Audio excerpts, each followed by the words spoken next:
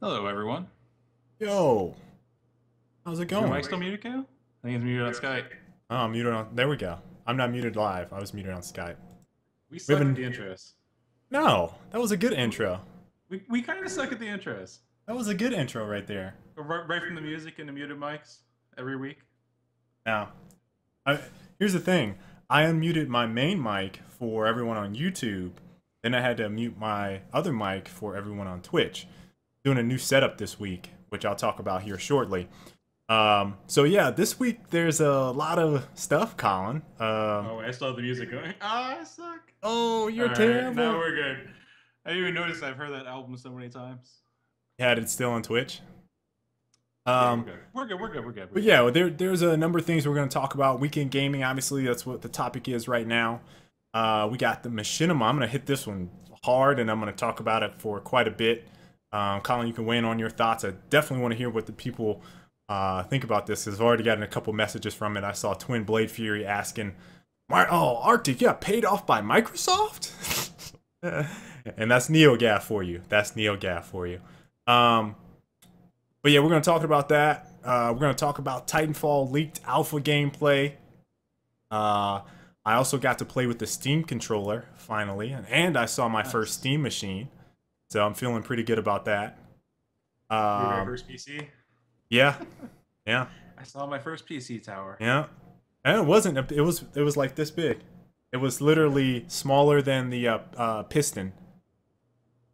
So that's pretty cool. We're going to talk about Nintendo restructuring, Crossfire, #1 free-to-play game in 2013 with $1 billion pulled in for, was that revenue? Total revenue? It's revenue.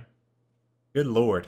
And then Colin, those are the Crossfire, and then Colin, I got the Killzone clan support in February. But so this weekend, I started off with a new game. I wanted to play something different. I've been playing Starbound. I played a little bit of that, posted some videos on Starbound this past week, and also played Killer Instinct a little bit on the weekend, and I played Loadout, and that's about it. Didn't play anything else that I can think of, but Nidhogg, Colin, Nidhogg. So I was sitting there bored on like Saturday or Sunday, and so I was kind of rummaging through Steam like, man, what game do I want to play? What game do I want to play? And every once in a while I'll do that. Usually I'll look in free-to-play stuff if I don't feel like buying a game, just kind of browsing to see. And there's like nothing that would be like short attention span. It's all like MMOs or MOBAs. Here's this long 15-hour campaign to play. Yeah, and I'm like, I just want to like slice people up or do something like that. You know, like a hack and slash. Give me 15 minutes or give me an hour of that free-to-play. And that's what I was in the mood for. So I was looking on Steam, and I happened to come across Nidhogg, and so I played the video for it, and I was like, what the hell is this game?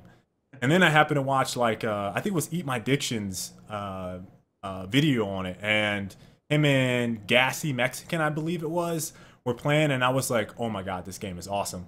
So I went ahead and bought it, and I started playing on I think Sunday or maybe late Saturday.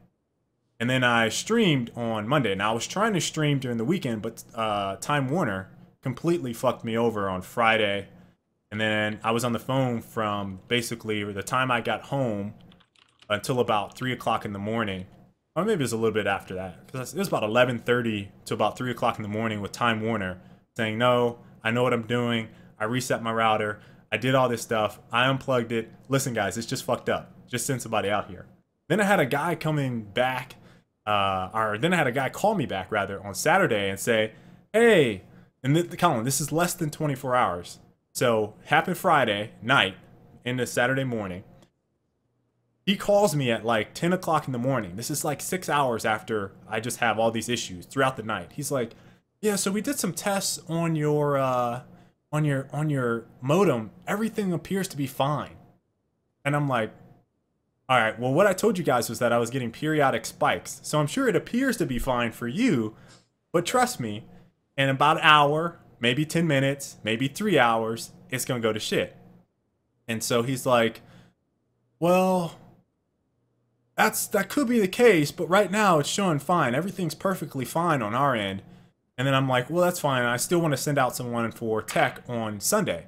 And he's like, well, since you're fine, we can cancel that for you. And I'm like, are you even listening to what I'm saying? So I said, listen, this is exactly what I said verbatim. I said, if you feel like after less than 24 hours, I said, it's basically 10 hours you're calling me back. After I said I get periodic spikes, that you want me to cancel a technician to come out and look at it, would you do that? I said, does that sound smart to you? And he said, okay, well, sir, I'm going to just leave this on, and we're just going to let this guy schedule and come out just so you feel comfortable. And so I'm like, okay, thank you. So the technician comes in. He gets all the tests fine on the modem, but he said outside I had some outdated trap, I think is what it was called. And he replaced that for me. And so far, everything has been fine. So I don't know if everything's going to be fine, but so far it's been okay. I had one little hiccup yesterday streaming Nidhogg, and everything else so far has been smooth. It should be smooth for you guys. But the cool thing is, and I don't know if this is going to directly benefit me because I plan on going to Google Fiber if I can get into an area that has it, is that Time Warner is going to be offering speeds in Austin to match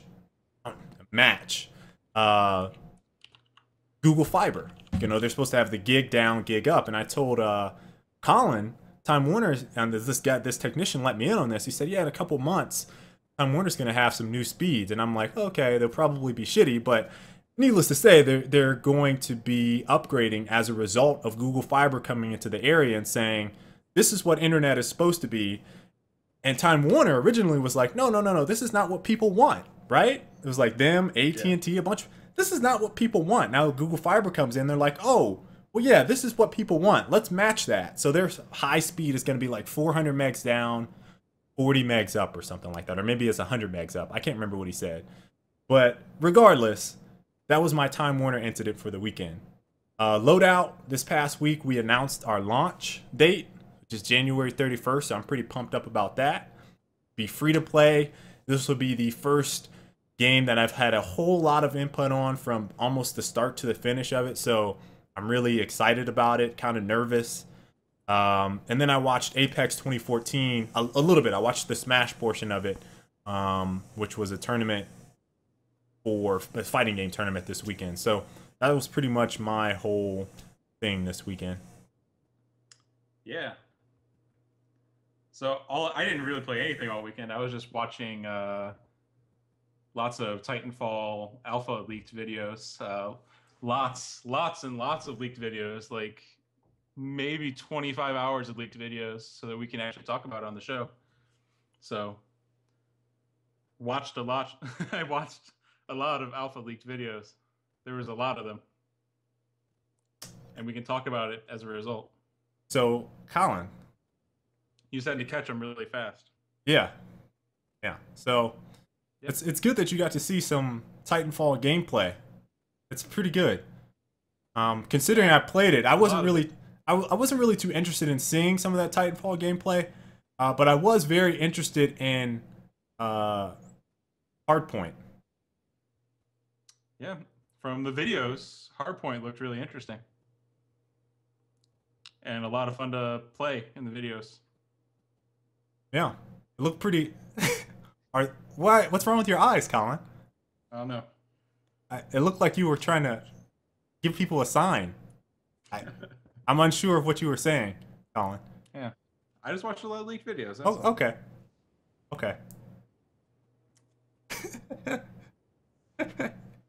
So we'll talk about those leaked videos a bit shortly. Yeah, we'll talk about that here shortly. Now, I'm trying to micromanage. I'm looking at the Twitch chat. I'm looking at the YouTube chat. Let's see. I'm sorry, guys, for you guys watching. I have to dual manage both of these chats. Yeah, Twin Blade Fury says Microsoft pays Machinima to pay their directors. That's correct. But yeah, we're gonna clear all this up here in a second with this Machinima stuff. So let's go ahead and delve into that since it's a hot topic. Now I actually got information. Change this current topic. I'll say Microsoft paying YouTubers. All right, so I got a message yesterday, and it was on a Killer Instinct video of mine. It was a live stream that I did. Would have been the 13th of last week, and I posted some gameplay from it. The comment said something along the lines of, "Hey Arctic, I'm sorry to unsub from you, but I just saw this." And so I look at it and I'm like, what?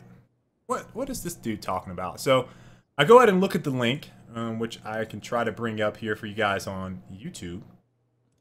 And you guys know me. I keep shit real, right? So I look at this link. It's from NeoGaf, of all places. Not saying that what NeoGaf does is untrue. I like those guys a lot over there.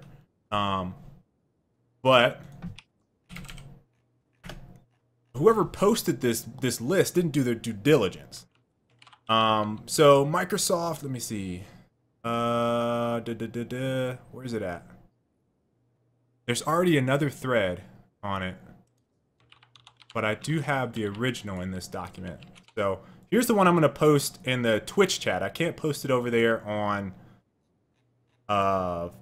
YouTube because it just won't let me through this interface. So here's the post for you guys on Twitch. You guys can look at the thread. It shows all of the directors or Machinima partners or whoever they are that accepted this campaign and supposedly uploaded videos for this campaign. Now, where I have a problem with being on this list is I did accept the campaign, but I looked over the agreement and I was like, what the fuck is this?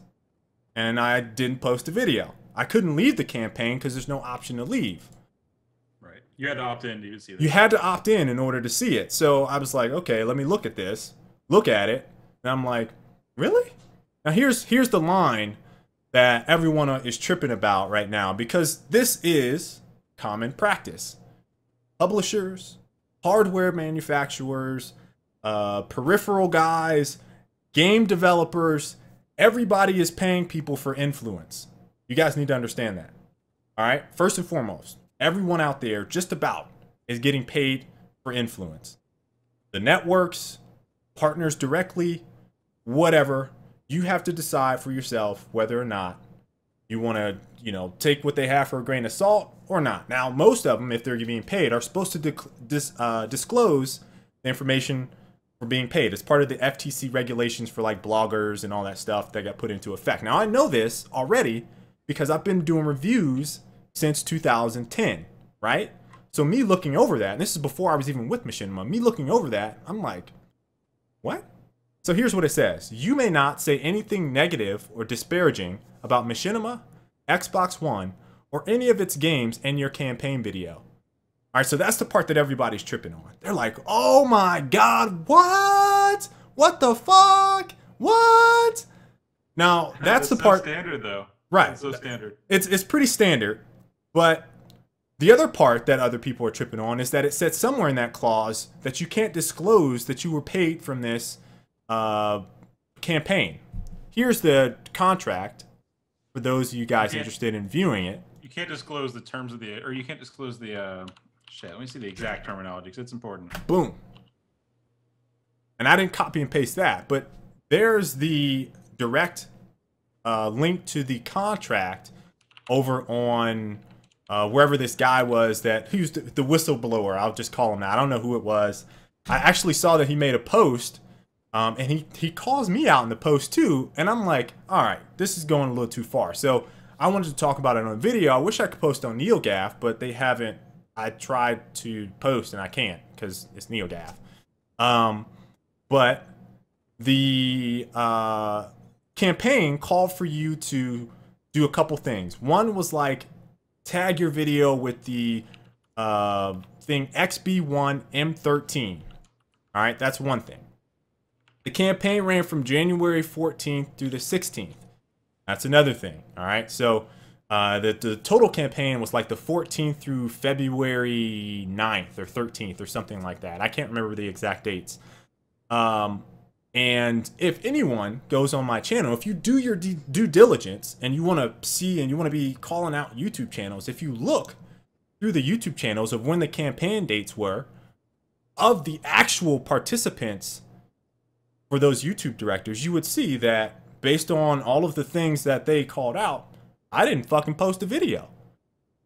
Not only that, I have never, ever, ever accepted money for a good review or a saying, not saying anything negative or disparaging about a company that wanted me to review their products or anything like that. What I have received is free product, free games, and when I've been involved, and I've only been involved in one, Machinima campaign, it was for Need for Speed Most Wanted in 2012, and the clause that I was like, okay, I'm cool with this, was part of the FTC regulation that says in the description or anywhere in the video, you have to say that you were paid for the promotion. Now, you didn't have to, and that particular one, you didn't have to, Need for Speed wasn't trying to say you can't say anything negative about it. They just wanted gameplay videos up. Now that's more the common practice that I've seen with a lot of these.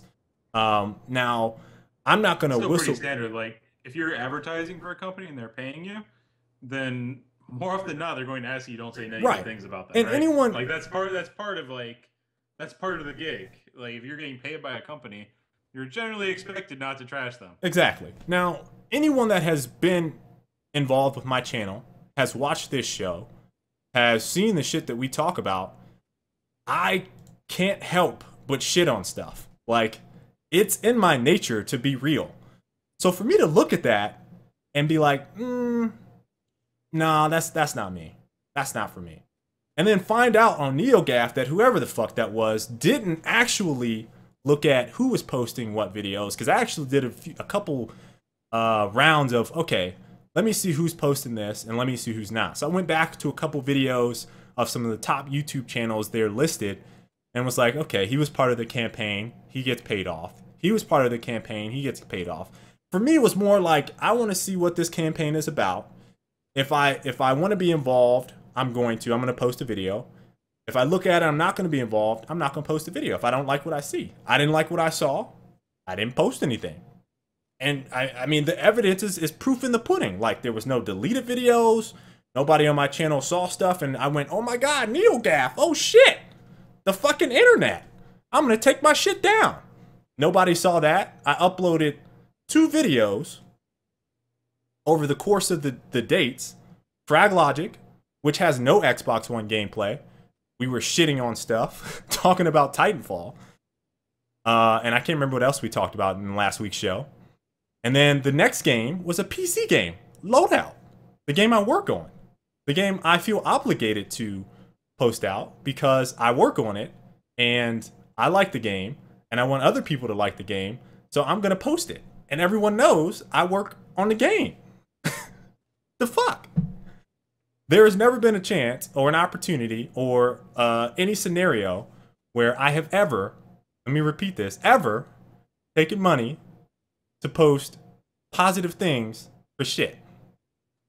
Everything I posted has been 100% real. Matter of fact, there's a review I have on my channel back from Audio FX. Colin, you remember those headsets? Audio FX. Audio FX. All right, so I got a review. A long time ago. It's a long time ago. This is like 2010-ish, 2011 maybe. Got this review, and the owner. Those were awful. I remember now. They were awful headsets, just terrible headsets. And, you know, I let them know, like, hey, listen, I'm going to post a review on it. I didn't say that it was going to be a positive review. I said, hey, you know, I would like free product. I'm going to post it on my channel, do a review, blah, blah, blah, blah. My whole spiel that I would still do to some point whenever I want a product. But the difference there was, it was product. But one, when I posted the review, the guy pulled a total biscuit. You know, you guys have heard this thing with the developer where he got pissed and they got pissed at my review because I said, compared to everything else on the market, like, these headphones are not very good. Like, they're trash. Right. And I explained why in great detail of why they were trash. That has not changed here on my channel. Microsoft's shitty ass party system, still shitty. Xbox One shitty ass party system, still shitty. Like, nothing has changed. So if you're looking at NeoGAF, which again, you have to take with a fucking grain of salt, all the shit that they post. How many things have they posted now that have either been untrue, debunked, or whatever? Dozens. Dozens, right? And I'm not mad at anyone at NeoGAF. They're just reacting to the internet. Like, I'm just upset that my name is on that list and whoever put that list together didn't actually do their due diligence and say, who actually participated in this? Who posted videos and what? He just said, oh, you can see who joined the campaign, which I did. And then I looked at the information. I said, no. So that is the whole story behind me being on there. And if anyone has any more questions, because I'm not going to whistleblow on nobody, because it's none of my fucking business about what other people is doing, but it is very common practice. I will say this again, it is very, very, very, very, very fucking very common practice for people to accept money on YouTube for publicity. This has been as long as you have influence, you can get money. That's just how it is. There are astronomical numbers for some of the top YouTubers that won't even think about touching your game, won't post a video, won't do shit for shit unless you give them X amount of dollars. That's how some of them operate. That's how it is. Either take it with a grain of salt, move on from YouTube, get off, unsub from me. I don't care. I don't care if you believe me. I don't care if you don't. It's the fucking internet. I'm just telling you how it is. That's how it is. I'd say it's a pretty safe bet that if there's a big YouTuber who almost always posts the same content on the same game, and then all of a sudden he posts a video on like a lesser known game, usually there was a deal there. Just saying. So I just really, people's reality shattered that YouTube is. I mean, there's so many people now. Paid marketing. Yeah, and if you're involved, like Boogie had a pretty good video. I listened to Total Biscuits. His was good. But if you look on Twitter, I mean, some of the directors, they're like, man, how do people not know this already? Like, this is not new. And I'm just like, I'm almost the same way. How do you guys not know this already? It's like not new. The only portion of this that is remotely shady, and it is shady, is them saying you can't post about it in the description, and you can't say anything negative or disparaging about Machinima, Xbox One, or any of its games in your campaign. Which I think that's standard. Like, to not say negative shit about the company that's paying you, that's pretty standard. The thing which people were contending was that the non-disclosure thing was illegal and shitty, I guess you could say. For what it's worth, Microsoft and Machinima came forward today and said that that clause for the confidentiality was for the agreement itself, not for the promotion. So you couldn't talk financials. You couldn't say, hey, I'm being paid $3 per 1,000 views. They're paying out this much money for this, et cetera, which is pretty standard. You can't talk about the money side of contract agreements. YouTubers also can't disclose their, with almost every company, you're not allowed to disclose your CPM, which is your cost per 1,000 views. Like, that's standard stuff for YouTube. So what they're saying is that that portion, the actual agreement, you couldn't talk about, but the promotion itself you could. Right. And that the reason that it was kind of worded poorly was that it was from Machinima's side, not Microsoft. It's just Machinima's blanket thing they send out. And it's what's disgusting to me is that the people that believe this don't fucking do their research. Like, just look. You can look at the channels that are listed there. Just look. Look who participated and look who didn't participate. It's that simple. On top of that, the amount of money that they put out, like, and I said this before, and I'll say it again, like, I do this as a hobby. Like, I enjoy doing this. It is a hobby. I work in the industry. There is no need for me to do this. I could stop posting videos and I wouldn't give a flying rat's ass how much money I made on YouTube. It's not my job. Now, some of these other guys, it is their job, and they are inclined, almost forced sometimes, to do these types of deals because people put on ad block. They don't want to watch ads. They skip ads. So for them, they put a lot of bank into YouTube or Twitch or whatever, quit school, drop out, whatever, work or quit their jobs. I've heard all types of stories like this, and some of it pans out for them, some of them it doesn't. But they put all their eggs in this YouTube basket like, this is going to be my shit. This is going to be the shit. For me, this is all I need to do. What? Like, have you guys, look, if I cared about views, what fucking game would I be posting right now? What would I be talking about every fucking day? Would you see Nidhogg on my channel? I mean, you guys know the answer to this. Come on. Don't be feeble-minded looking at stuff on the internet like, this must be true. Like, do your research. Do your research. Like, just, that's all you got to do. And if you don't have time, then you have to again look at what information you can gather, then you can make an opinion. Either way, I'm not salty about it. Like, you're not hurting me at the end of the day. If you want stuff from my channel or the Amazing MLG channel, it's not money out of my pocket. Like I said, I work a 9 to 5. I'm not hurting. Hell, even us being sponsored by Razer, we still shit on some of their products, and Men is perfectly fine with it because we're fucking real. Like, we can say, look, Men, yo, this, and this is wrong. Try to fix it. Like, we can't use it. Like, what's up? That's the CEO. What did we talk about 2 weeks ago? The fucking Nabu? The Nabu, yeah. Like, come on, dude. Look, we're sponsored by Razer, and we're sitting in here saying, listen, we don't know what the fuck this thing is for. It could be cool. Maybe Razer's ahead of us. I said, yo, Men knows the future. I don't know the future, but I don't know the point of this thing. Like, I wouldn't get it. They had to sell me on it harder than that. What do we have in the bottom right corner of our screen? Razer. Like, come on, y'all. Come on. Don't get brand new on me. I've been doing this shit too long. Don't get brand new on me. Don't act like you haven't been paying attention to my shit on my channel. Like, come on now. That's what's upsetting to me. Speaking of which, need to get those aluminum Krakens.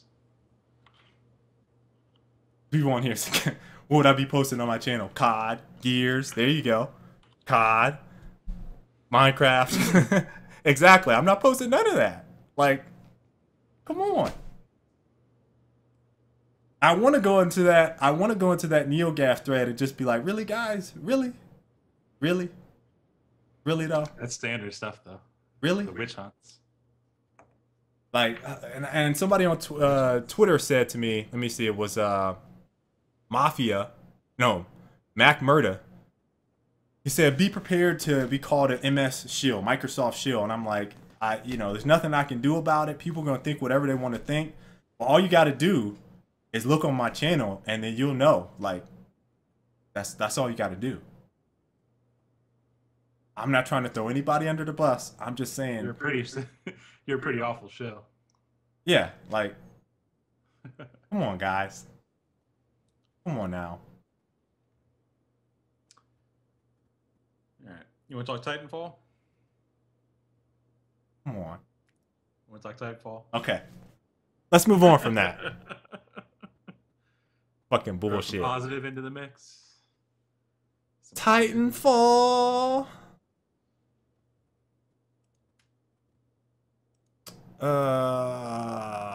Titanfall Alpha. Colin, you want to go ahead and go first since I had to get my spiel out? Come on, y'all. Sure. So as you guys know, I assume almost all you guys know, we've talked about Titanfall a shit ton recently. Said your mic is low on YouTube. Hold on. Let me turn you up.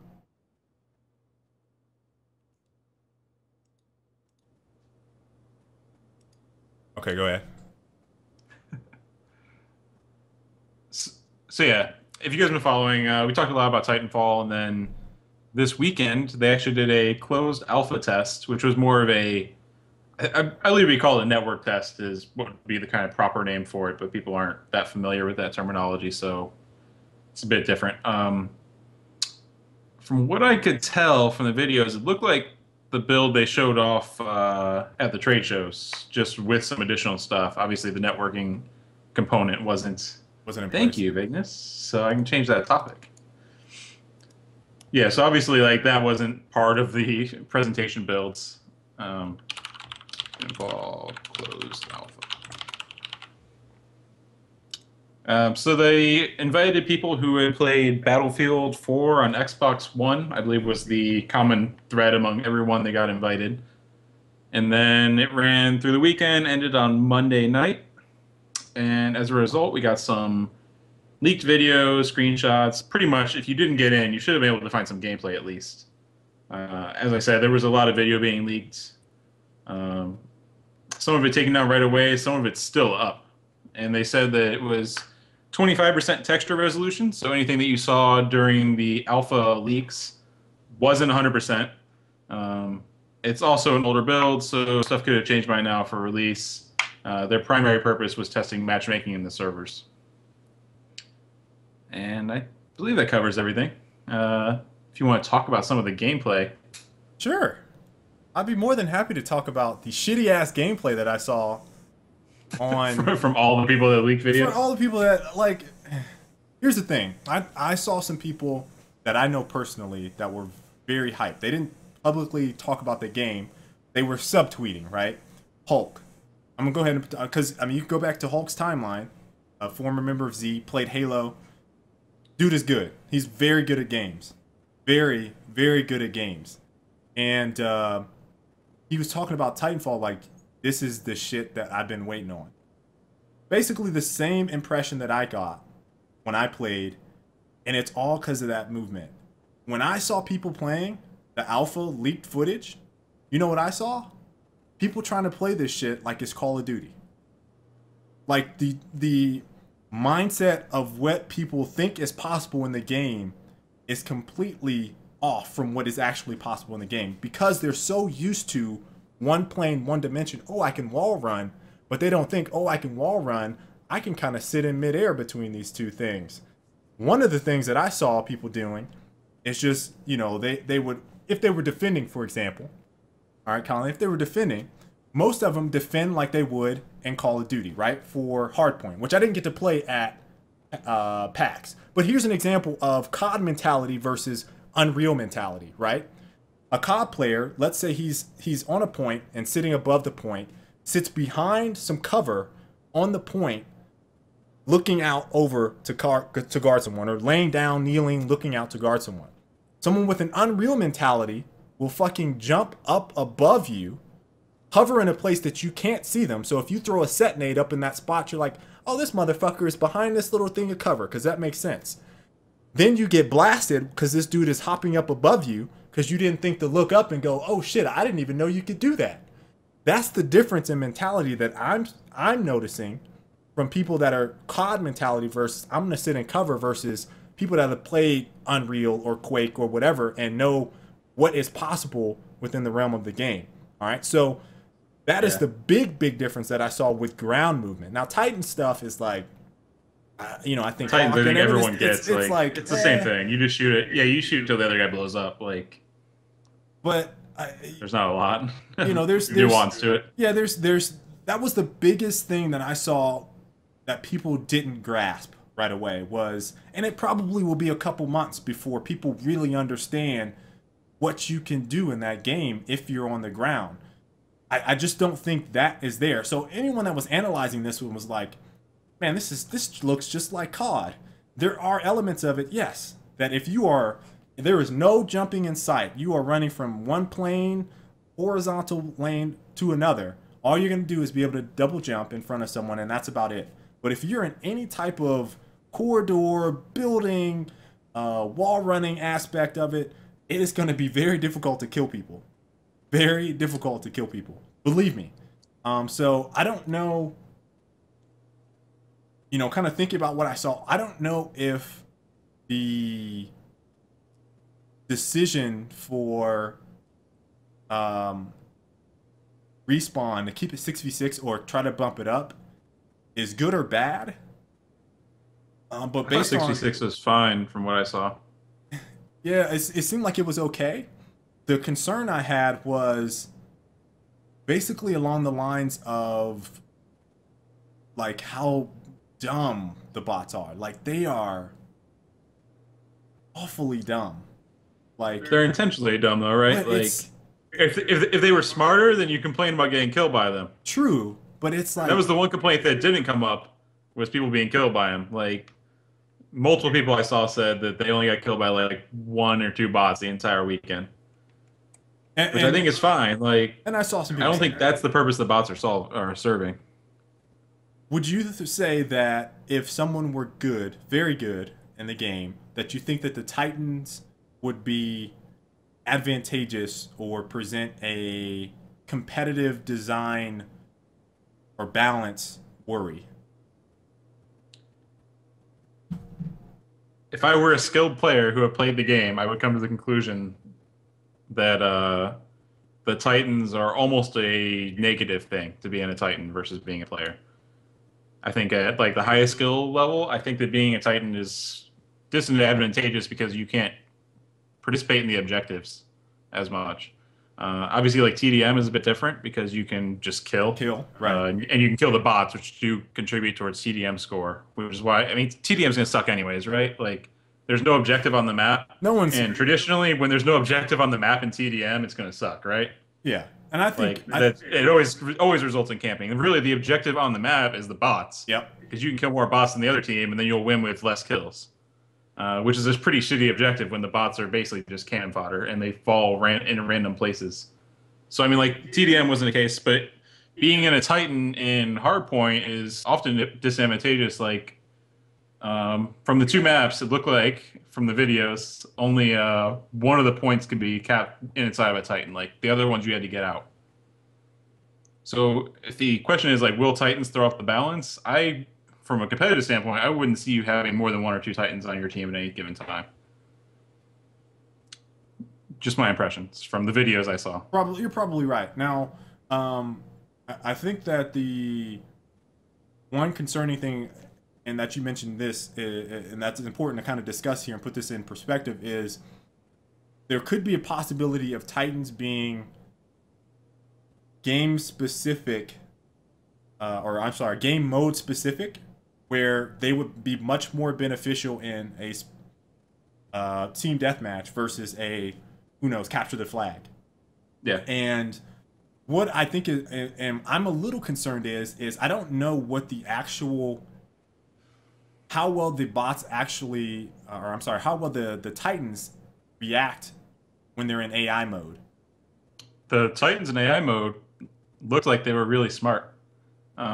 Like the Titans handled themselves well. The bots are intentionally stupid, I think. So that's but from what I saw, like if you had an AI Titan on the field and then like you assisted the AI Titan in fighting another Titan, so it was like you plus the AI versus a Titan, you would win almost every time.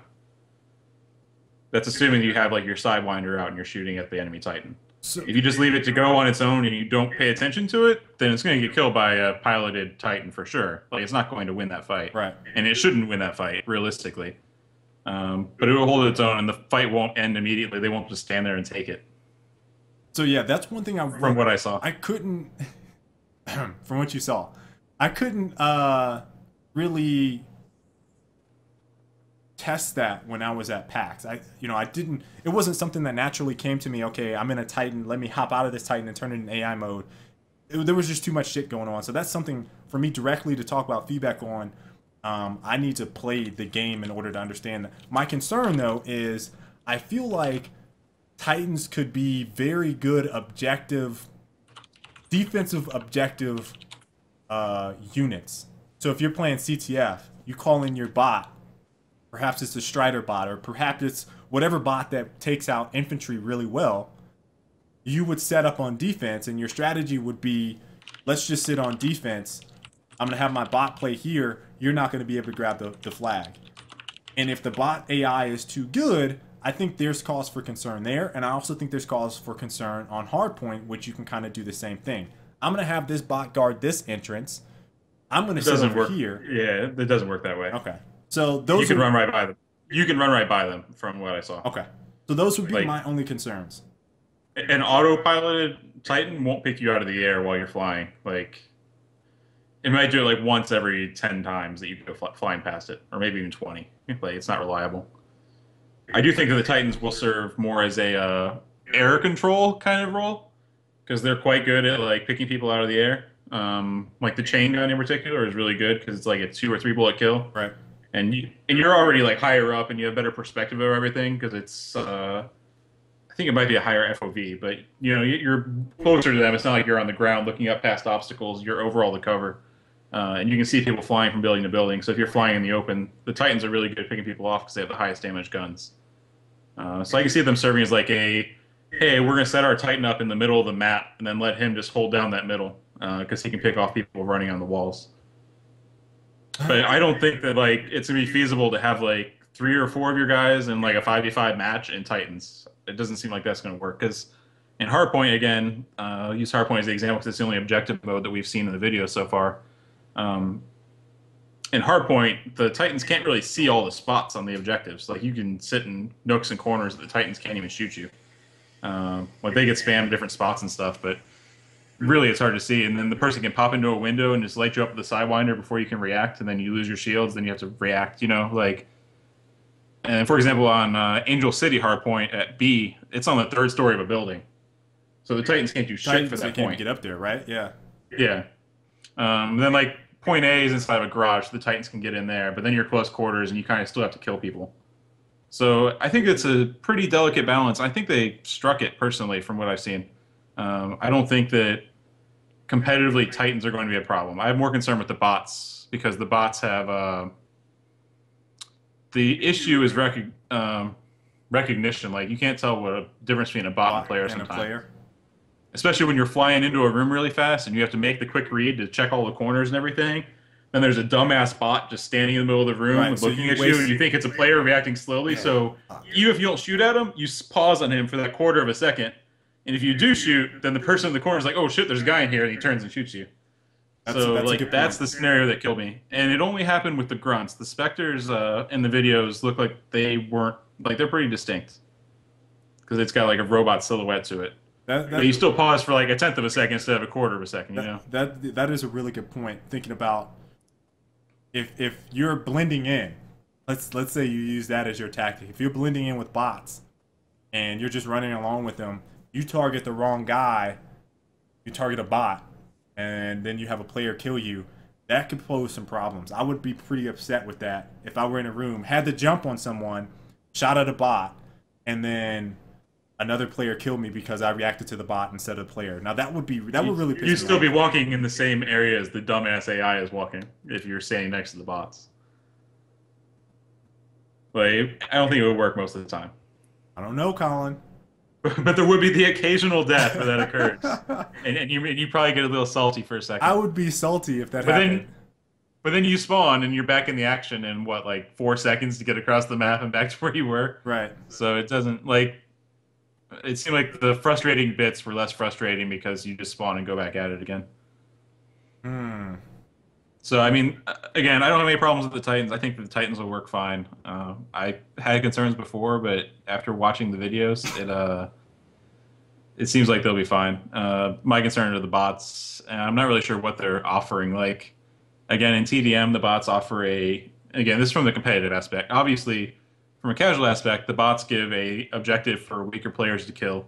And it also kind of helps fill the world more atmospherically because there's more action on the map and shooting and stuff.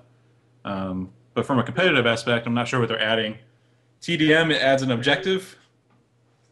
But again, I don't think it's a very good objective. Which team can kill? It's basically team deathmatch plus bonus points for killing the bots. Right. Which seems really gamey, and I don't think it's a great way of doing it. But you do have the penalty. If you stop to shoot at a bot, then you show up on the mini-map because you shot. and you're also in a dumbass spot shooting at the bots. You know what I mean? So there is that kind of trade-off if you try to kill the bots. Grenades seem better though. Like you just chuck a grenade and you get 4 or 5 bot kills almost every time if you throw them into clumps. From what I saw. And then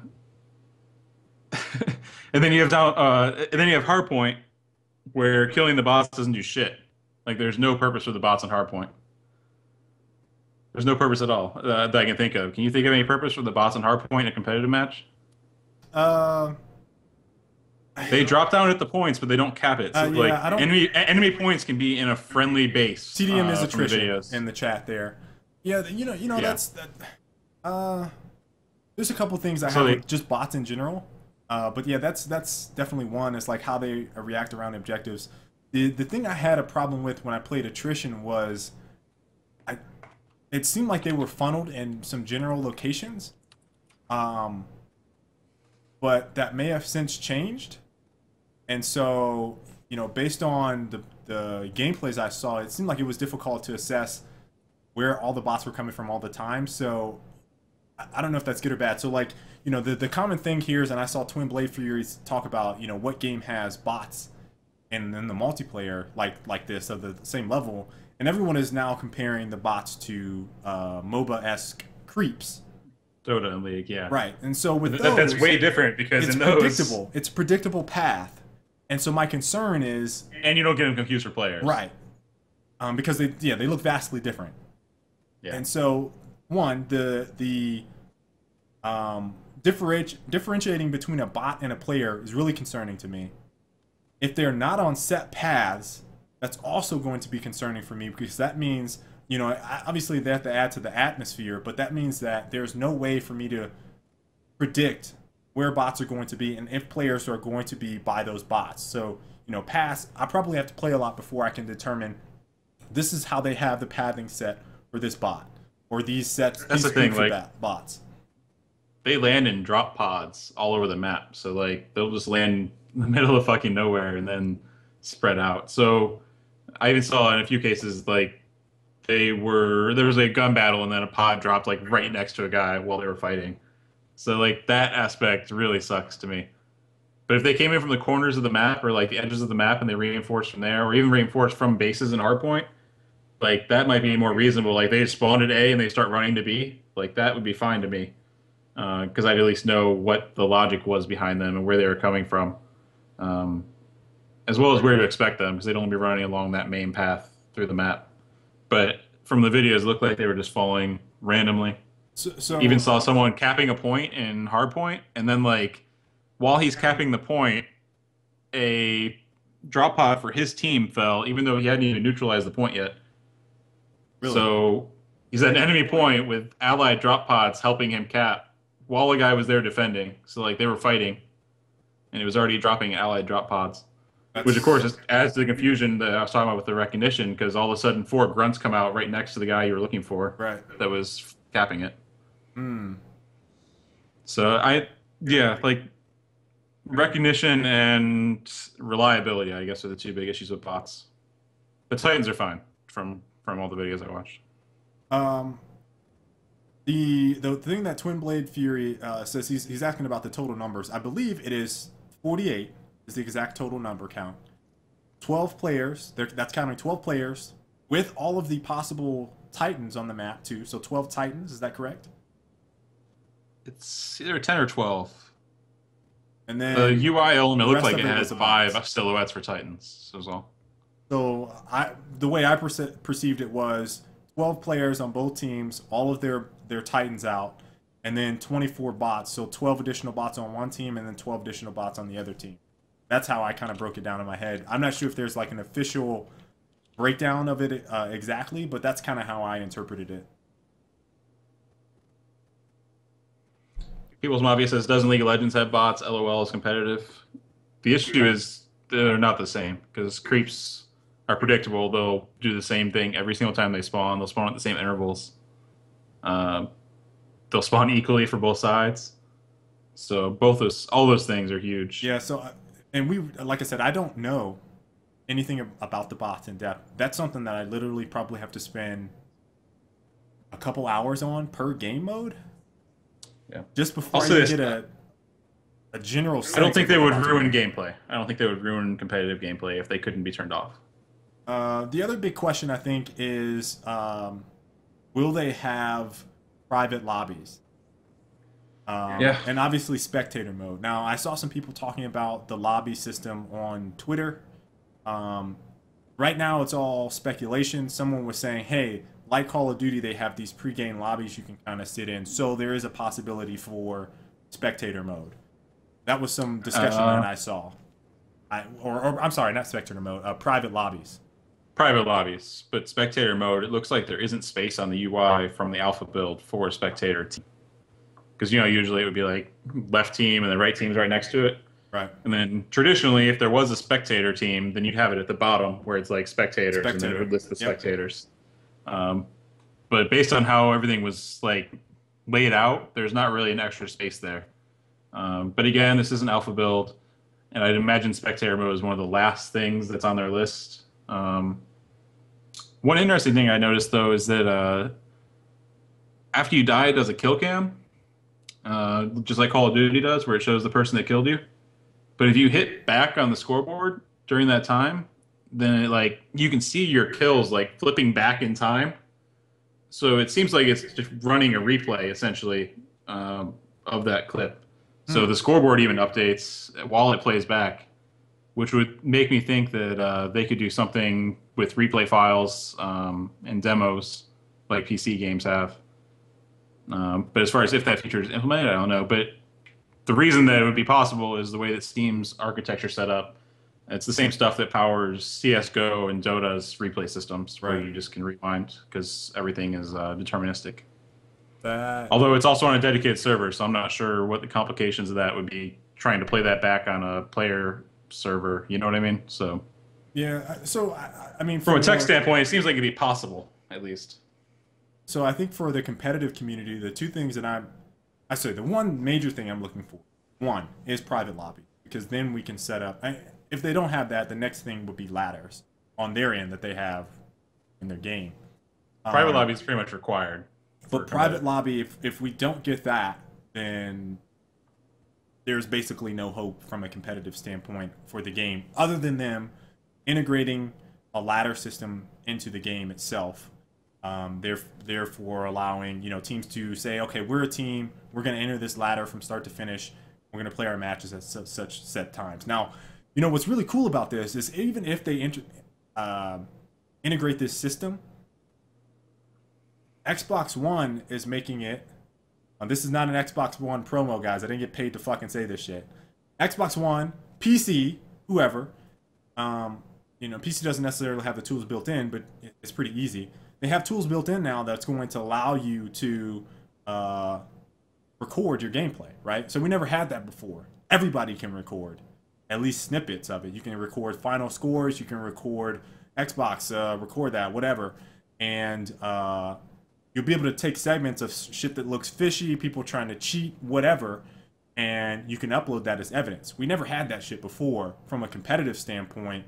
So for both PlayStation and Xbox, let's be neutral, guys. There's these features that are put in place that should alleviate some of the issues that we saw from a competitive standpoint in the last generation and the generation before that. So that'll be good. Online play is way different too for Xbox because of dedicated. So you don't have the issue of people knocking you off host, DDoSing people, and all that bullshit isn't really an issue. So I think online play realistically is going to be pretty damn legitimate. Dota does online tournaments all the time. StarCraft does online stuff all the time. League was online only for its first year and a half. They didn't even have spectator or a LAN rather. So I mean, just the online aspect should be 100 times better now, to a point where people can actually start competing again seriously online without having to be not having only LAN counts, that attitude. And having people say shit like, oh, he's a Fios player. Oh, God, he's Fios. Oh, it's on your Fios host. Oh, you're playing on a West Coast host. Oh, he lives in Chicago next to the servers. It's pretty much now it's just going to be on you. That's what I like about it. There's almost eliminating the room for you to be bitching about it. which is what I'm most looking forward to from the dedicated server aspect, and that goes for all the games that are starting to move towards this. So I'm pretty happy about that. Now, as for questions, I saw there was quite a bit of questions here. I'm going to try to go back on YouTube and look through some of them. I actually saw a video from Adam Sessler that talked about multiplayer numbers, and he basically said what we said a couple weeks ago, like, it doesn't matter about the number, it matters about the quality of the game and if it's fun. And his example of, you know, a game that could have probably blown out the multiplayer aspect of it, but really focused on tight-knit multiplayer, was The Last of Us, which was I think Vanish Punch. He says The Last of Us multiplayer is 4 versus 4.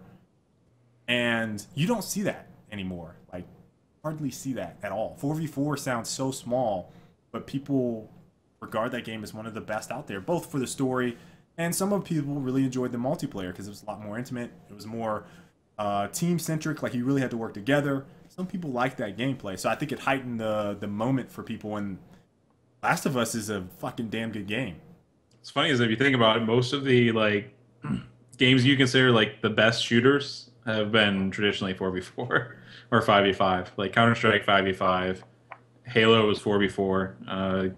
I'll even throw Gears 5v5, 4v4. Going all the way back to like UT days, that was mostly 4v4. Quake, it was always 1v1 or 4v4. So I mean, it's standard, but for some reason, like now that Battlefield has freaking stupid player numbers, everyone expects that, right? Which doesn't really make any sense to me. Yep. So someone said people will still bitch about, that's Lauren Rupert. People will still bitch about host. Maybe. I would love to see someone bitch about host on. There are people complaining. No, it's gonna be just like Gears. It'd be like, oh, the dedicateds must be down, even if it doesn't even support peer-to-peer matchmaking. Even I forgot about that. Can't possibly run peer-to-peer. They're like, oh, the dedicateds must be down, or the dedicateds are only lagging for me tonight. Is what it's going to be. Guarantee you, the dedicateds have a poor connection to me tonight. Oh man, you guys just have a better connection to the dedicateds tonight. It's not my internet though. That's just funny. It's just because the dedicateds don't like me. The alpha actually showed your ping to each server. Really? Yeah. I didn't. And you could select what server too. East, Central, and West. Like some of the EA Sports games, I think, is what was following. Pretty cool. I'm trying to look through any of these questions before we move on. Hit some of this last stuff. Show probably going to end in about half hour. All right, let me move on. If you guys have any Titanfall questions or questions at the end, just let us know. Q&A session. Let's see here. We have, I don't want to do that. Oh, Steam controller. I'm going to talk about this real quick. Yeah, I'm a bit jealous you got to use it for me. What can I say? What can I say? I got to play with the Steam controller.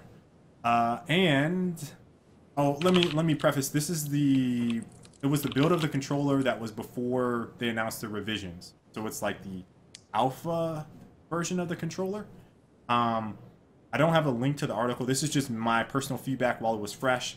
They have these paddles that really remind me of the Scuff. Remember we were sitting there saying when fucking Xbox. Let me show you guys this.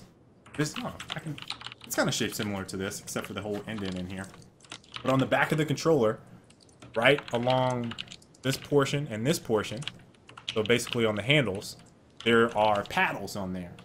And you know, the one thing I don't like about it is that you naturally sit too many fingers on those paddles.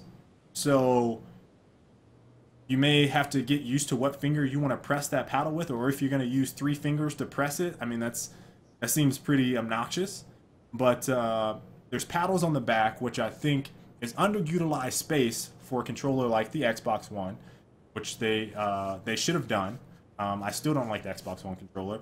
I'm not a big fan of the PlayStation 4 controller either, but it's mostly because of their analog placement, and I'm so shooter-centric. Now, for their controller, again, I have to use this as reference, unfortunately. Their controller spacing they have two haptic feedback trackpads, which are basically, you guys are looking at the analog, where this analog is and where the buttons are, that's where they're spaced. And then in the middle of the old one, they have 4 buttons in the middle, which are your X, Y, BA buttons. They removed that touchscreen, and then there's your basically start, select, and all that stuff on the bottom. The new version is going to have basically X, Y, A, B style buttons below and where your normal back button sits. So this is going to be here and here, right? So these 4 buttons, this is the layout that I saw in a mock-up. It's going to be... I thought the left side was like a D-pad, though. What's that? I thought the left side was like a D-pad. The left side, they feel the same. So it's just a button D-pad? Well, that's what I saw. I mean, that's what I saw in the mock-up. It could be a D-pad, but based on the mock-up, they showed buttons. They didn't show a D-pad in it. So I'm just going by what I saw on the design. I think it was on Polygon, and I don't have the article because I didn't plan on actually talking about this, but I got to play with it today. So the haptic feedback trackpads feel very weird. Now, I've played with a lot of controllers now, right? So we helped develop the Sabertooth, direct feedback in that. The Anza, Colin and I helped bang on the Anza. We did a little bit of stuff with the Mad Catz controller, not direct feedback, but like, hey, what do you guys think of this? Blah, blah, blah. Okay, we're going to take this down as MLG Pro. Okay, what do you think about this? So there's a lot of controllers that we have feedback on in the design a little bit, some more than others. And this is the one that felt the most awkward. Like, I would really have to sit down and try my damnness to get used to those trackpads. Because it's just a completely different experience when you think about how you want to use it and what your thumbs have to do. And it made me go back and read that article from, I think the IGN guys posted that. I think we posted that in the chat last time we were talking about the controller. He was talking about how awkward it felt. He played Portal, and he played... what game did he play? Portal and Sims? No, not Sims. Civilization. That's what it was, I think. That might have been it. Anyway, he said that the learning curve, it took him a really long time to get used to moving. And even then, after he got used to how to move with the trackpad, he was still doing stuff that felt really weird. Like, he said his turning was weird, and like he would like look down when he wanted to look up. I mean, that stuff I don't know if I would do necessarily, but I think based on how I would use a trackball, that could be the case. And that's kind of how I interpret it when I first played it. Like I'm using a big trackball, right, on a mouse. So I think when I start using it, Colin, and, you know, we're going to try to get our hands on it and do like a full review of it, that's probably going to be what throws me off the most on that. The whole thing on the controller is going to be getting used to those haptic feedback trackpads. You could also tell it was an alpha build because the quality of the controller didn't feel very sturdy. It felt like cheap plastic, like they just quickly put it together. So the top buttons were pretty flimsy, and they didn't feel... I believe they were all handmade. Okay, the initial yeah. wave. Well, and that's kind of how it felt. It felt like a prototype. So the placement... yeah, the placement on the triggers feels, or I should say the design rather, not the placement. The design of the triggers feels similar to the PlayStation controller, the DualShock 3 to be exact, and the bumpers felt like Xbox bumpers, like Xbox 360 bumpers. So that's pretty much all the feedback on like how the controller felt. I think it'll really take a long time to get used to it because it's so different. I do think that there is potential if you get used to the controller for it to be more accurate than a analog based controller without auto aim. So I think you can possibly be more accurate with the Steam controller in a shooter. You think so? Maybe. I think there is potential. If you get used to it, I think there is potential. But I'm not 100% sure yet. I think it would take a while, but I think the learning curve I'm mostly is really curious high. if they'll wear down because it's like little tiny motors. I don't know. And it's supposed to be like a speaker almost. I believe, how it's set up. That's how they look. I mean, they look like 2 speakers. So it's a really interesting design. I'll say that they're really thinking outside the box on what a controller is, what a controller means for gaming, how you can use it. I'm very interested to see how it plays with shooters specifically, and then probably platformers would be my next game I would kind of want to play to see how I kind of reacted to it, because that's pretty intense on, okay, reaction stuff. Okay, I got to jump. Like Super Meat Boy. Yeah. So I'm not going to say I think it's bad or anything like that. I just think that you really got to get used to it. And I only held it for like 15 minutes. So this is 15 minutes worth of feedback. It's not like I played a bunch of games or anything like that. I didn't play any games. I also saw a little Steam box that was like fucking the size of... Where's the box? Where's that box of Steam I have just for this example? This episode brought to you by Elgato Gaming. Fuck you guys. Alright. Anyway, it's probably half the size of this box. This is the closest thing. It's about this big in terms of the height of it. And it's half the size of this box. So you could literally put it anywhere. And that was the gigabit one I think I saw. It's pretty crazy. It was smaller than a GameCube, Beta Angel. Probably half the size of a GameCube. It was damn small. Like, I saw it and I was like, what is that? I thought it was like a hard drive or some type of capture card. I didn't know what it was. Crazy. Alright.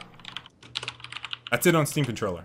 Colin, you got I have Nintendo, but I'm gonna let you hit the Crossfire. The Killzone? Oh, Crossfire. Oh, you want to hit Killzone or Crossfire? It's fine. We'll do Crossfire. Okay. Had to make sure I got that topic changed in time.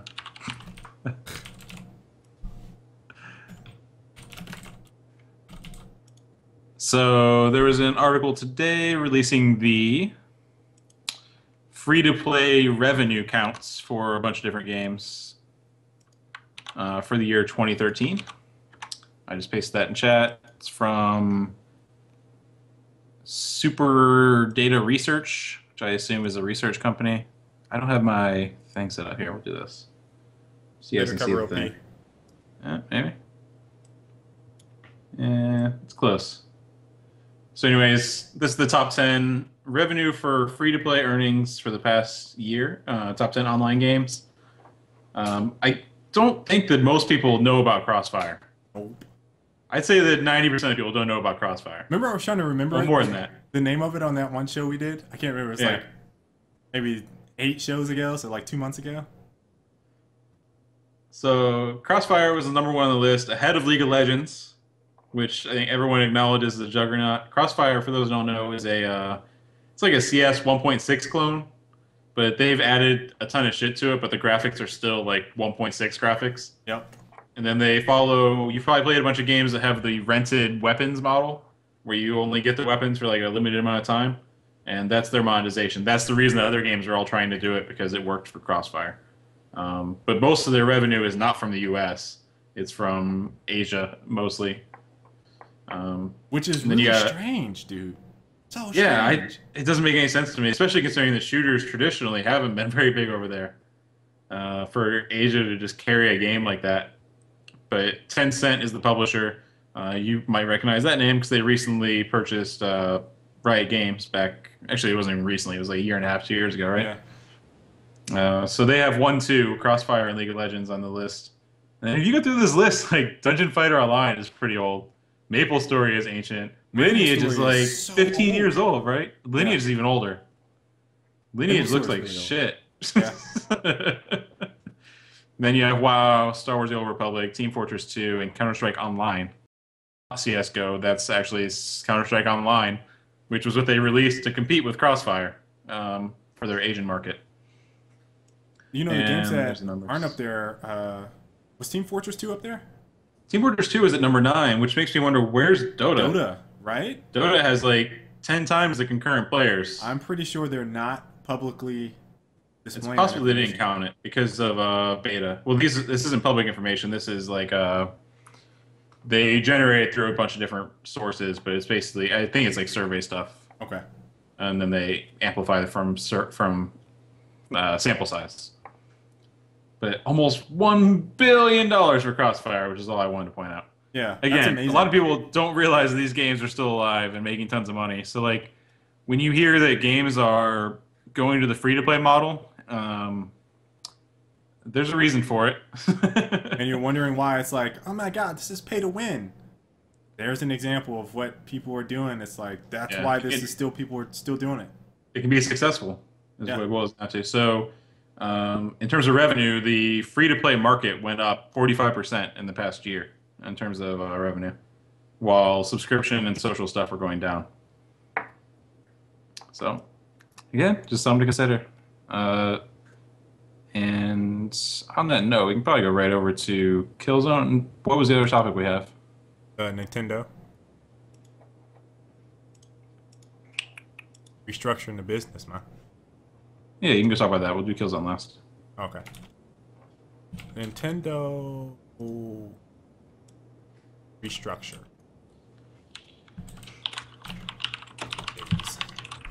There's an article. If you're on, where did I post this one from? Oh, okay. This is from the Wall Street Journal. I don't really post too many things from the Wall Street Journal, but flipping through all this shit, I was like, oh. And, you know, we don't typically talk about Nintendo. When we do, we always laugh because of the Wii U or the Wii. Or you guys have heard me talk about the motion gaming thing and how I think it's a gimmick, right? So those are the general things that I have to say about Nintendo when it comes to consoles. Now, I think Nintendo puts out some awesome first-party games from the ones that I've played. I think they have a very good sense of keeping their IPs intact and with their vision at a very high quality, which I think a lot of developers kind of lose sight of.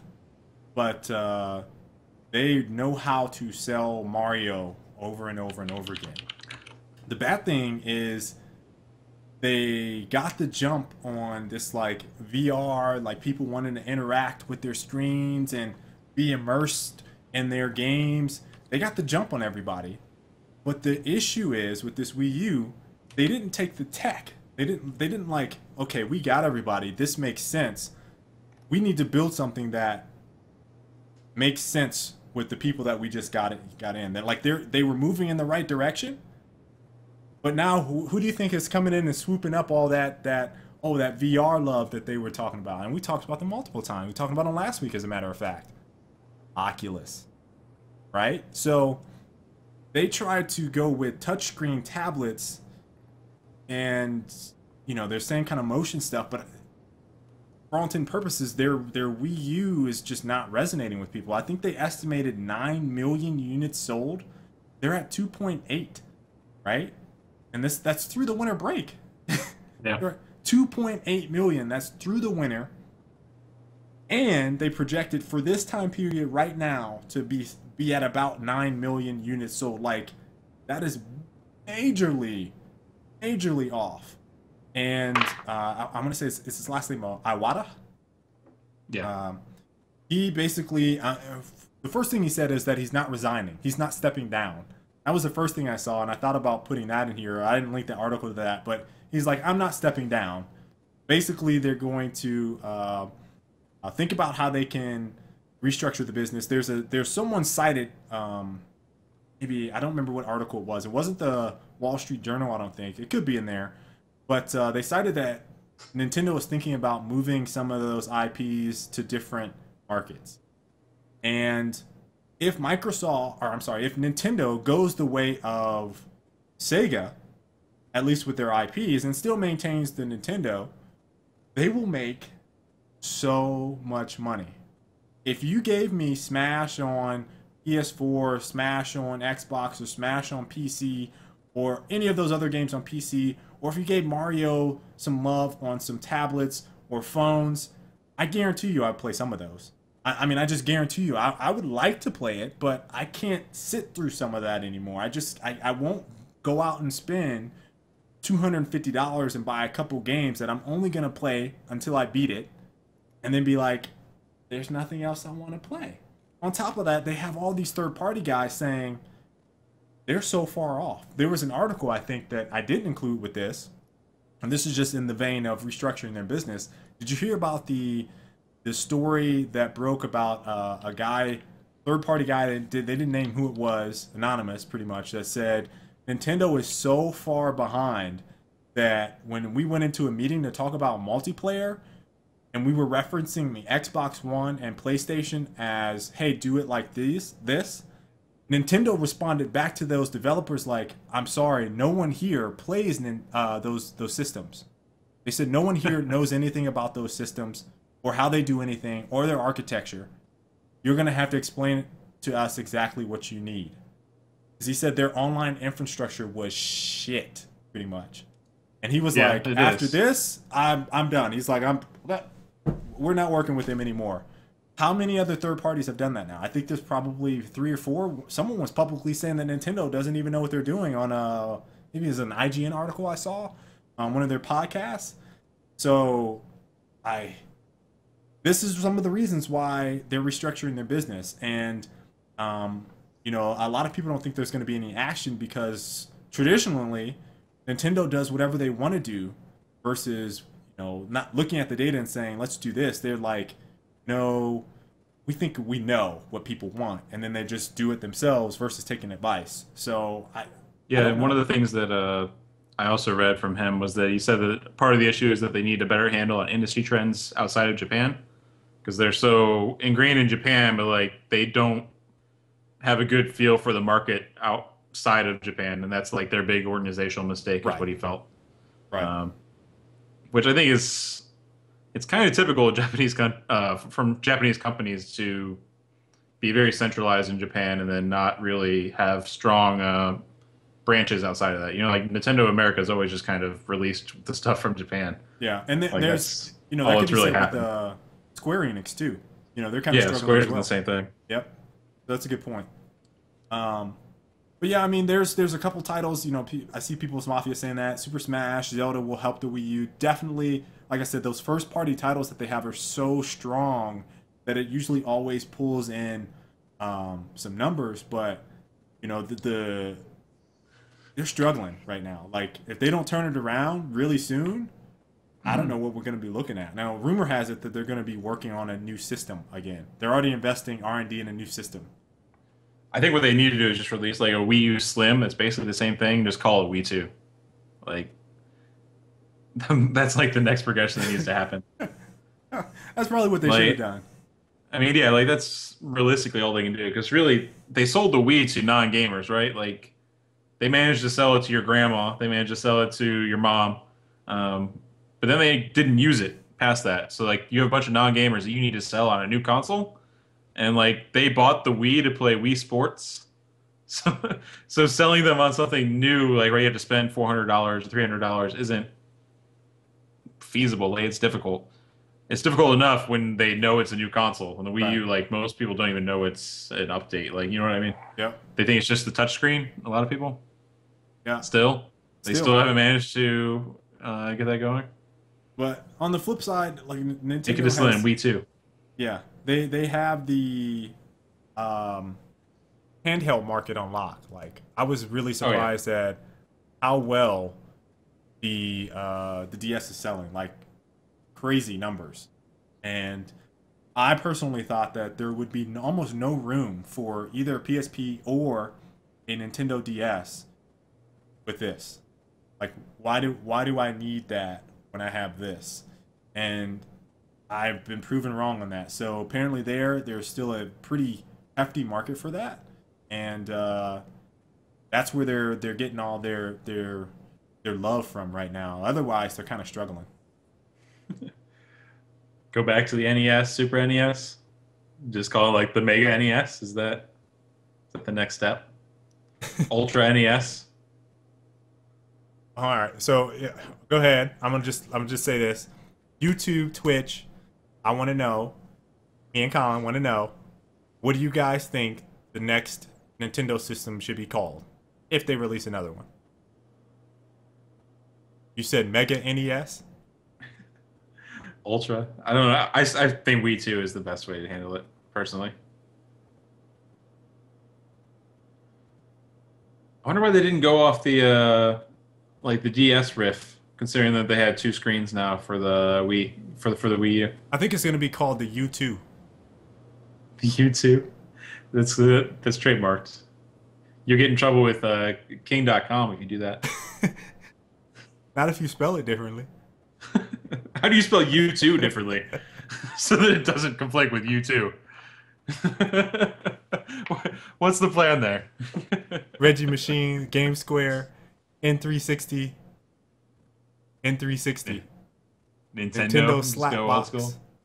You call it Nintendo, 64. Grandmas and moms would be so confused. We rehash. we give up. That's funny.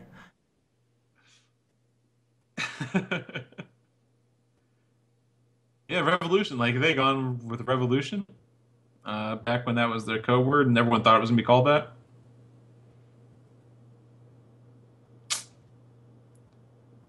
You two, we, you, me, us. The Nintendo. You two, the Nintendo reboot. I just picture like kids saying to their mom, like, "Hey, can you give me the Nintendo?" And then they would go to the store and get them like a Wii. We made a poor we made a poor decision. Oh, that's hilarious. I can't wait to see some of the Wii NES. Because in Real Madrid. Oh no, that's different. Weenus. The Weenus. The Weenus. The Bono. Yeah, I'm not sure what their right step is for them. I feel like they need to stay in the console market though, outside of handhelds. Really? And for their current size, yeah. I think that they would sell so many things of Mario if Mario was on tablet or a phone. And they could do phones anyways. Like they can do that now if they wanted to. Yeah, if they could hold it up to the same sales from their DS though. If they had sales that it would hurt that maybe, but and that could be their hesitation on it. But if they could at least go on someone that's neutral, like if you don't want to go Nintendo or if you don't want to go Microsoft or Sony, like put it on the PC, put it on Linux, like that'd be the weirdest shit if they went to being a PC company. Listen, dude, I would seriously play some Mario. Like Christy wants to play. Like I need something that is not so intense that Christy can't play it or doesn't want to play it or is not interested. Like she wants to play games.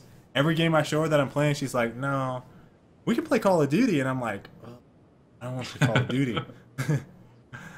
So, I really think, and she likes Mario. Like she had a Wii, she played Mario, she beat it. She had Donkey Kong, beat it. She got another Nintendo Smash. No, not Smash. Mario Kart. Yeah, Mario Kart. I loved Mario Kart, dude. I was playing the shit out of that when we were at eBash. So. There's games out there that I will play. Right. You know, it's I was reading. It's funny that Square Enix came up because I was reading a thing a couple weeks ago actually, but it was like the history of Square Enix and like all the decisions they made and how they're in the position they are now, where they've kind of like completely fumbled and how the movie completely fucked them financially. Yeah. But they said that when at one point they moved offices because their CEO went to a fortune teller who told them basically that was the city for them to move their office to. So like they went to a Japanese oracle in order to know where to move their offices. And I guess from reading the comments, apparently it's a pretty common thing in Japan. Like before any big decision, you go see a fortune teller. Nuh-uh. Yep. That's according to the internet, so it must be true. So did The Matrix do well over there? But the but the story about the fortune teller is actually true. There's been a bunch of different reports of that. No, I don't believe it. I don't believe it. I kid you not. You I can look would it not up. be a Look it up. CEO of a company talking about, oh, I'm gonna go to this fortune teller to to see where I need to move my office. No, no. It was WADA. There's no way. I do not believe that. It was WADA. He was the squarehead. I'm trying to find the link. You can find it. You just do a Google search for Square Enix fortune teller, and you can probably find the article. All right, I'm gonna go ahead. Actually, and here, this is actually the full thread. It's really good. If you guys are really interested, like that thread on NeoGAF is actually really cool because it links to all the different articles for each thing in the timeline as well, so you can read more details, as well as like what their thinking was and all their profit margin and all that good stuff. And a bit about the fortune teller. It just says I have no vision. I'm sorry. I'm sorry. I can't believe that for the life of me that you could be a CEO of a company talking about I'm gonna go to a fortune teller to tell me what I need to do with my business. It's like flipping a coin. I'm fucking Two-Faced. I think they usually have an idea. Like then the fortune teller confirms their suspicion, and then they give them their dollars, and then they move on. Do you think they take? Wait, are fortune cookies? Are they Asian or Japanese or Chinese? I think that's American. I don't think they have fortune cookies in China. Fuck, he would love it if he lived over here. Just he wouldn't even have to go anywhere. He'd just go get dinner and open it up. And he'd just be like, crack. Your friends think highly of you. And he's like, yes, this is a good idea. Oh my god, that's hilarious. Killzone. Clan support? Yeah. This is a nice little topic to end on. Mostly, I was not even necessarily interested in the fact that Killzone's getting clan support, because I don't own a PlayStation 4, and really I have zero interest in Killzone. But what is interesting...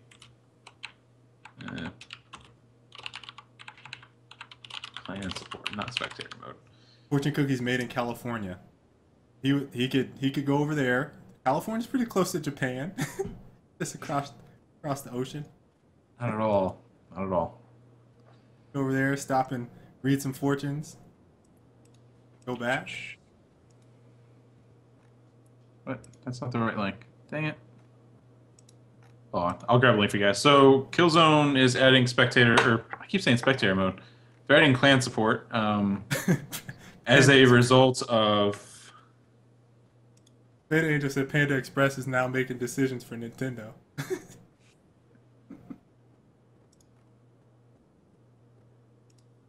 Oh man. Okay. Focus. Killzone. So they're adding clan support as a result of what they call the Killzone player voice feedback system.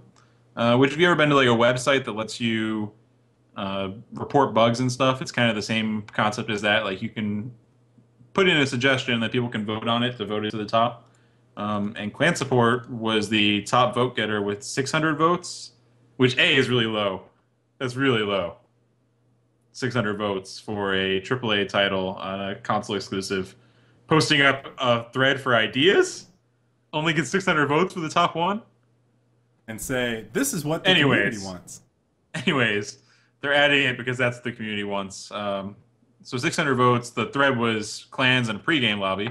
Because as next-gen titles have apparently been pushing, is that games aren't doing pregame lobbies anymore for both PlayStation and Xbox One. For the most part, there's some exceptions to that, but a lot of them are trying to get rid of pregame lobbies. So the request was clans and pregame lobby. They're adding clans now. You'll be able to put a tag or display your tag in game, and then on the website you can do all the clan management stuff you'd expect. It doesn't sound like they said anything about clan wars or battles or anything like that, which obviously would be the actual feature there. The rest of it's just showing a tag. But they did say they'll be releasing more updates for free as part of the expansion, as expanding on those features. But I thought it was a pretty cool way for them to do things, to post up a basically open forum and just say, hey, what do you guys want the most? And then they put it in within like a month or two, right? Yeah, that's pretty quick, yeah. That's pretty cool. would like to see more games do it. But I was kind of telling you that like there's kind of the back side of that where if there's something very controversial or really difficult for you to do or possibly impossible for you to do and it gets voted to the top, then you kind of have a weird PR thing. But for the most part, like the stuff people were suggesting, like they even replied to a few of them, like, yeah, this isn't really our focus right now, blah, blah, blah. But pretty cool. I would like to see, like, if they wanted to get more than 600 votes, they should put the survey on, like, In the as soon game? as you, yeah, it should be in the game, but, like, as soon as you log on, the first thing you see, and I don't know how the interface is on PlayStation or any console game that would make this work Possible. well. But basically, it pops up as soon as you're on the screen and you say, hey, we want your feedback.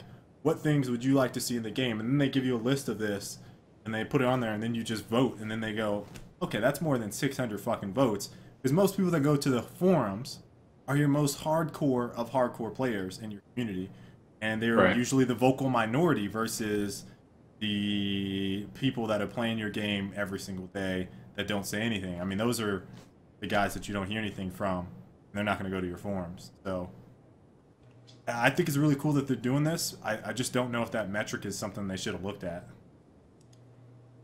It's better than nothing, though, It which is. is what 90% of console developers do, Yep.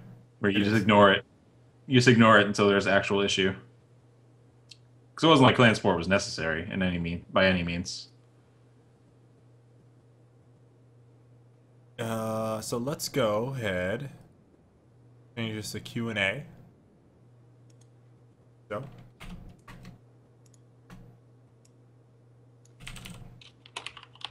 Q&A session. Any questions from you fine folks at this lovely evening? I did want to mention the absurdity that is King.com trademarking candy and then going after games that have candy in their title. Really? Pretty crazy. And the patent office approved it. It wasn't like they just tried it. The patent office approved it. Not only games, but clothing, games, and like all forms of media pretty much. They have the trademark on the word candy. Wait, And they've already but sent some takedowns. but there's candy in the real world that I can eat. Yep. But attached to a game, Candy Saga or Candy Crush Crush? Saga, yeah, is apparently the candy game. The fuck? And they're trying to do Saga, but I think Saga got delayed or denied or something, and they're trying to go after Banner Saga, which just released. How can you get away with patenting or trademarking the word candy? How is that even don't know. possible? The patent office is awful. And we had a thread where like we're going back and forth, and every time someone said a word, we'd look up the patents for it and then comment in the threads. Like someone's like, "Damn it!" Then of course I do a trademark search for "damn it," and "damn it" is trademarked with an exclamation mark for like ballet or music performances of any kind. Oh man, there's Red Hat Drew. You guys don't know. That's Drew, but I was playing him. I'd say I was playing him in Nidhogg. I played him and Caesar. I played Drew first, and then like the lag on that game is just so bad, like really bad. And I wasn't expecting that because it's doesn't look like it should be bad, but it was pretty bad. And then I played Caesar on his host, and it was just like, oh, he just kept like he was throwing his sword like that was his thing, and then you couldn't react. It was just like dead, and I was like, man, I can't respond fast enough to this. What company was established prior to the patent date? What if the company was? Then What it if? doesn't matter because you didn't protect your patent. Which is the reason that people like try these absurd patents is because if you don't do it, then someone else does it later on. You get the one. You're the one that gets taken down or the lawsuit. Pretty silly. The U.S. Patent Office is a mess in That's awful, dude. all accounts. This is small stuff. If you do a look up on patent squatting and patent trolls, then you'll be even more pissed about the system. Are we going to play Titanfall competitively? Yeah. Yes, we plan on it. Valor Lag Arctic, are you going to play with your subs on Titanfall on Xbox? Colin and I have been going over a lot of ideas for some Titanfall stuff. I'm actually really excited. I'm not going to spoil anything, but yeah, sure. Subs is one of them, but we got this new thing that I don't think anyone else has done yet, but we'll see. If there is, I'm not gonna say that we did it first or anything like that, but I think it'll be very different from what you guys are used to. I'm pretty excited. Question: can you give me loadout space bucks? Sorry, Alex, I can't give you space bucks, buddy. Virosdamus, the Frustrodamus. How many concurrent players is loadout prepared to handle at launch? We don't know. When we peaked during early access, we were fine.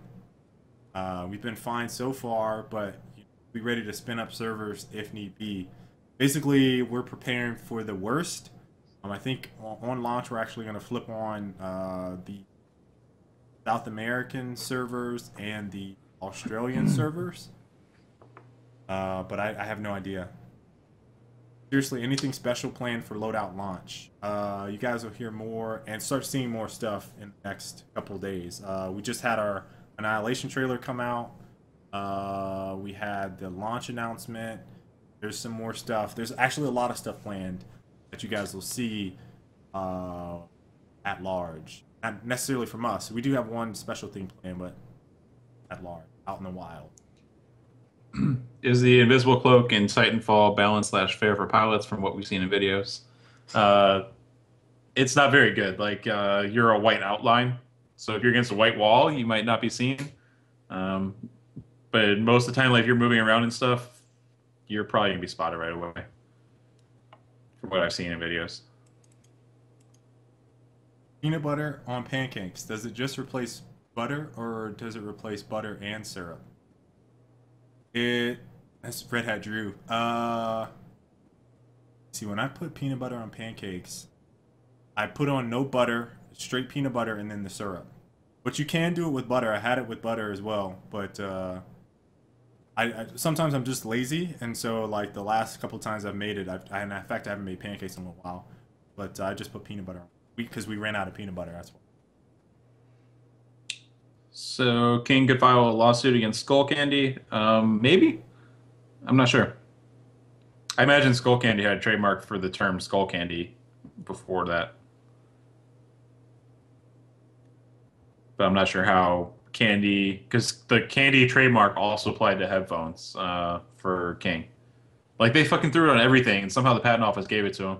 As if Candy Crush is related to headphones in any way whatsoever. Are you recruiting Makes no teammates? sense. No. Got the kappa face. I know that wasn't a serious question, but we're going to get that quite a bit. So, no, we're not recruiting. Our newest member is Tense Hawks, a.k.a. Tense, a.k.a. Mitch. Can I bring back the lesson series for Titanfall? Maybe, in some capacity. I've got some plans, but it might not necessarily be a lesson series, but some other tips and tricks thing. Yeah, we got some new that we gonna be. I just lost my place. I think it was Raw 310. What do you suggest to buy Titanfall on PC or console for the competitive scene? I think we talked about this before quite a bit. The general thing is that console is going to be bigger because of Microsoft throwing money at it. And EA. But I'm buying it on both. Yep, I'm buying it on both. You want to know why? If you bought it on one with the intent to compete, I would get it on Xbox. After private servers are confirmed, if that's what you're trying to angle for. Yeah, I would wait. Well, I wouldn't wait, I guess. I would go. I mean, I'd pick it up anyways because it'd be fun as shit. So yeah. Yeah. I wouldn't wait because then you might be behind the curve playing catch up. But yeah, I plan on getting it on both because I want to play during my lunch break. Like, I just want to play nonstop Titanfall. So. Seahawks or Broncos? Can you better be? I got Broncos in the bowl because of Peyton. Much money to buy a game systems. Wait, when does it launch? The game launches March 11th. Loadout launches January 31st. I wasn't sure where that. Oh, okay. It was Raging Me Hard. It was talking about Loadout. Did you watch the new Aliens gameplay from the new one? Uh, Alien. It's The the scary survival one, the horror one. one, right? It's the horror one. Yeah, it's like Alien. It does look. It looks good. It looks fun. It looks better. I But you know what I game might I actually want to play? play it. I'm not that I even a don't- campaign guy. You want to know what game I want to play that I don't give a fuck about any other game right now? Titanfall. Pretty much, but the other horror game, horror game, I have no idea. Evolve. Oh yeah, it looks cool too. Evolve. I saw you guys started talking about it. Oh, by the way, if you guys And I'll tuned in definitely last play week- that because it's a multiplayer like campaign type game. Yeah. Let me just say this: if you tuned in last week, I apologize, but I had an emergency. My daughter had a fever that like spiked out of control in a matter of like 2 hours. So she had 101 point something, like 101.2, and then by the time I got to the hospital, which was, let me see, she got the fever at 6. I left the show at 9. I got there at 9:30. She had a fever of like 103.7 or something like that. So that's why I had to go and dip out last week, and I apologize for that. But family first. Family first.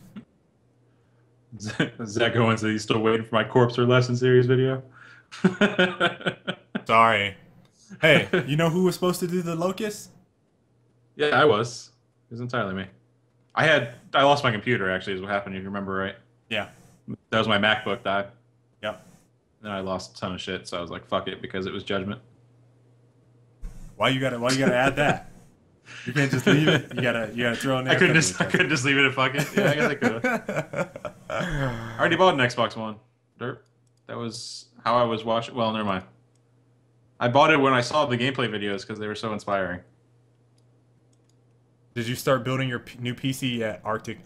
J-Ron, no, actually I didn't. I got my list together and I got what I want, but I didn't actually start putting together yet. I actually, you guys are probably, I do stuff so weird, right? I have 2 PCs now. Because I was so pissed off. He has really ghetto setup. It's not ghetto. But the ghetto setup is getting us nice video for once on his side. Exactly. So his webcam doesn't suck. Listen to this, guys, and this is the story here. I happened to stumble upon a PC.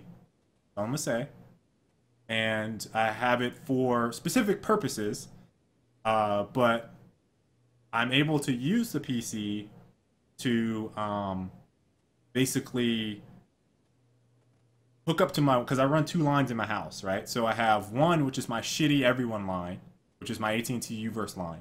Then I have my other one that's only connected to my streaming PC or my YouTube upload PC, so I can actually do this stuff. And the everyone line is for like Christy, when people come over, for Kylan watching her cartoon shows, whenever I want to watch some stuff, or if I'm playing Xbox and I want to stream on my PC, that's how I do stuff. All right. So don't say fat. That's why. You guys know. You guys Specific purposes. That's a PC that Christy doesn't touch, so she doesn't know what's on it. You guys know. My porn PC. I got this PC fell out of the back of a truck. Don't worry about it. Yeah, don't worry guys. Don't worry about it. Kool-Aid or Hawaiian Punch? Neither. I would drink neither. I have a trouble. Well, it depends on who makes the Kool-Aid. No, it depends on who makes the Kool-Aid. Like, you ever had that nasty watery Kool-Aid? Like, they didn't put enough sugar in it? Yeah, you have to put like 7 cups of sugar, right? Like, if you get the nasty... Because Hawaiian Punch is really consistent, but I just can't drink it. But if you get the nasty Kool-Aid, that like, why did you fucking make this Kool-Aid? It has no sugar in it. Like, I don't want any. I'm going to go Hawaiian Punch. But if I had to choose between both, those are the only choices. I'd choose Kool-Aid if it was the good kind. Dark Shadow knows. VR porn. I got my Oculus Rift coming, guys. Don't worry. Coming. It's coming.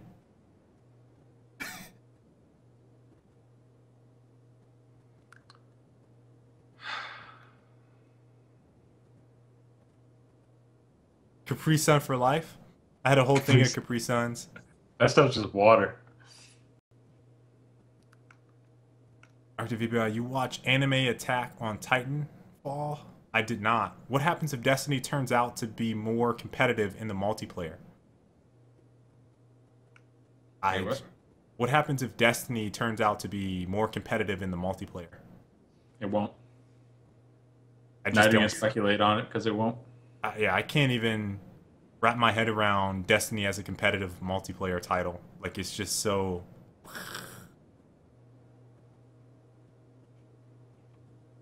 All right, last story I'm gonna end on is Google Glass porn, right? So this is just Google Glass in general. I read an article about, and by the way, I'm reading like a ton more news stuff because of fucking Flipboard on my phone. Like, I'd never had the app before. It's awesome on this new phone I got. But You anyway, Reddit, man. Just Reddit it up. yeah, I mean, I started reading Reddit too. I just recently started reading Reddit and posting on there because I need to learn about it. But anyway, so Google Glass, right? This lady's driving in her car, and she gets whoop whoop by the police, and she gets pulled over for having her Google Glasses on while she was driving. So this apparently got taken to court, and the reason, obviously, that they were pulling her over is because they said that she was watching TV or something like that while she was wearing her Google Glasses. And so I was cracking up because I was thinking about, how they always put stuff in the future. We're pretty close to, autonomous car driving, right? Yeah, where you could watch a movie. Yeah. So I mean, it's very close. And so I was thinking about, in the transition to this phase, how many people are going to be watching like pornos and stuff in their car while they're driving, and like you just happen to be rolling by and you turn and look and you're like, oh, and then you like, or you stop at a light and you see some dude like, or girl, whatever. While you got on the Google Glasses. Please don't do that again. Please. That's what Helga does in our game, dude. She's like, when you heal her. I have no shame, dude. I'm in loadout, right? You can put my face on your character and run around with a dick. All right? There's nothing, no boundaries can be crossed now with me. Except for fucking trying to pay for that mocap.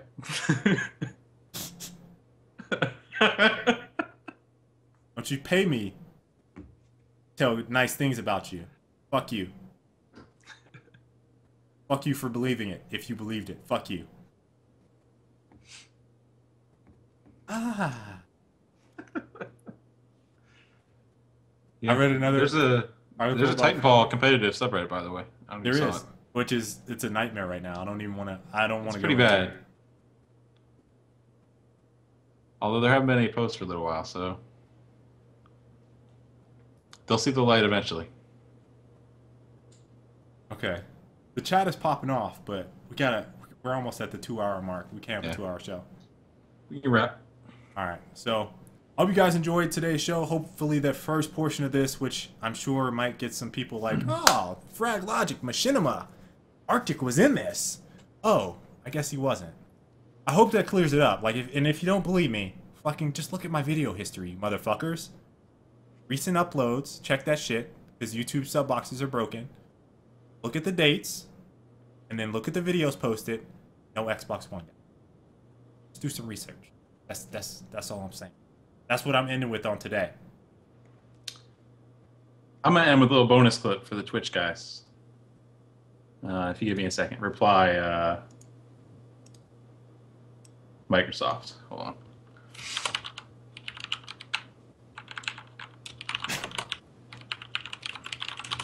Subreddit is Titanfall competitive. Is it just Titanfall competitive? That's it? Yeah, I think so. All right. Gonna go ahead and kill it. Thanks for watching, guys. Here's a little bonus clip, and then we're gonna be out. So thanks for watching. All right. Later, guys. No, it's not size bad. Hold on.